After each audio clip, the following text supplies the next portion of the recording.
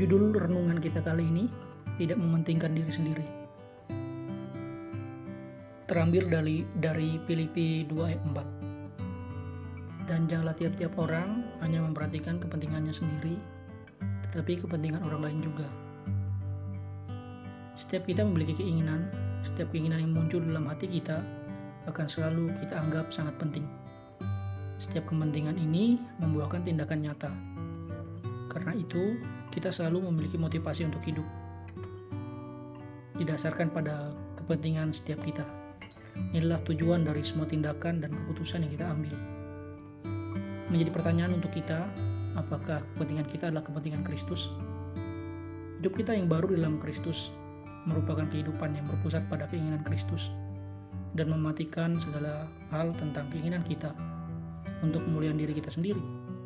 Karena itu, di dalam Kristus ada penghiburan kasih, ada persekutuan roh, kasih mesra, dan belas kasihan. Menjadi seorang Kristen berarti kehidupan yang menghidupi kasih, yang merupakan penghayatan dari identitas kita sebagai milik Kristus.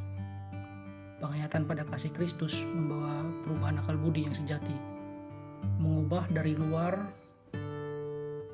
ke dalam diri, dan percaya pada kasih setia Tuhan. Di dalamnya ada pertobatan yang membuahkan kasih dan mematikan segala keegoisan yang jahat dan mementingkan diri sendiri. Di dalam Kristus kita mengejar kasih dan persekutuan roh, di mana kita tahu bahwa hidup yang baru ini bukanlah kehidupan untuk diri sendiri lagi, melainkan kehidupan yang menyerahkan diri untuk melayani sesama kita, membawa mereka kepada Injil, mengerti Injil, dan berhidup berpusat pada Injil. Karena itu, ketika kita merenungkan apa yang Paulus perintahkan kepada jemaat Filipi, ini juga merupakan perintah untuk kita hidupi. Kehidupan yang tidak lagi berpusat pada diri sendiri dan segala keinginan kita yang cenderung jahat, melainkan kehidupan yang penuh kasih, yaitu menunjukkan kasih kita dengan perbuatan yang nyata. Jadi marilah kita merenungkan kasih itu seperti apa dan bagaimana hati kita terus berpusat pada kasih Kristus, sehingga dapat mewujudkan kasih kepada sesama kita. Poin pertama dari renungan kita, tidak berpusat pada diri sendiri. Poin ini membawa kita untuk melihat diri kita sendiri dengan jelas, agar kasih yang kita wujudkan melalui tindakan tidak lagi berdasarkan kekuatan kita sendiri, melainkan melalui penghayatan yang terus-menerus akan Injil. Jadi pada dasarnya, kita adalah orang-orang yang tinggi hati. Kita hidup berpusat pada diri sendiri. Sadar atau tidak sadar, inilah fakta dari diri kita. Meskipun kita telah percaya kepada Yesus dan telah diselamatkan dari dosa. Dan hidup yang berpusat pada diri sendiri bukanlah buah dari kehidupan baru dalam Yesus. Karena kehidupan yang demikian cenderung tidak mengasihi. Kasih adalah buah dari kehidupan baru dalam Yesus. Karena itu, marilah kita periksa diri kita, bagaimana dengan kasih kita kepada Allah dan sesama kita manusia. Apakah kita masih memikirkan kepentingan diri sendiri dan bukan kepentingan orang lain? Kita telah merenungkan bagaimana kecenderungan kita yang berpusat pada diri sendiri dan segala keinginannya yang sesat. Mari, maka dari itu, Paulus mengingatkan kita bahwa kita dalam Kristus. Ketika kita di dalam Kristus, penghayatan hidup kita adalah kasih yang berasal dari kasih Kristus. Karena Kristus lebih dulu mengasihi kita dengan begitu sempurna, maka sekarang akar dari kasih itu adalah kehidupan yang tidak lagi berpusat pada diri sendiri, keinginan sendiri, melainkan pada pribadi Yesus dan keinginan Yesus yang baik dalam kesempurnaannya.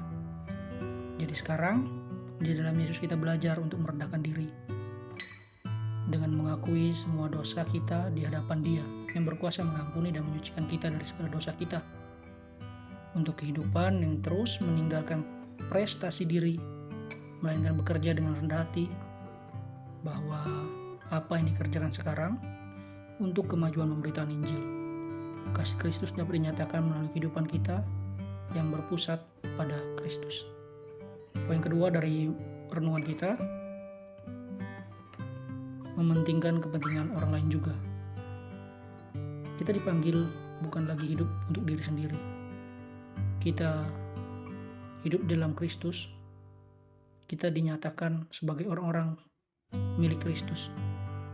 Kasih yang mengalir dalam diri kita adalah kasih yang abadi. Kasih setia yang tidak akan pernah berkesudahan.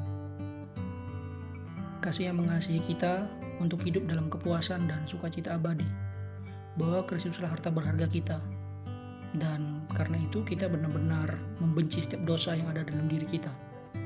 Saudaraku, kehidupan yang berpusat pada Kristus berarti meninggalkan semua kepentingan diri yang dimotivasi agar kita dipandang berharga dan mulia di hadapan kehidupan sosial.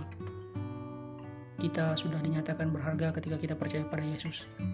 Allah yang berkenan kepada kita karena Kristus ada di dalam kita.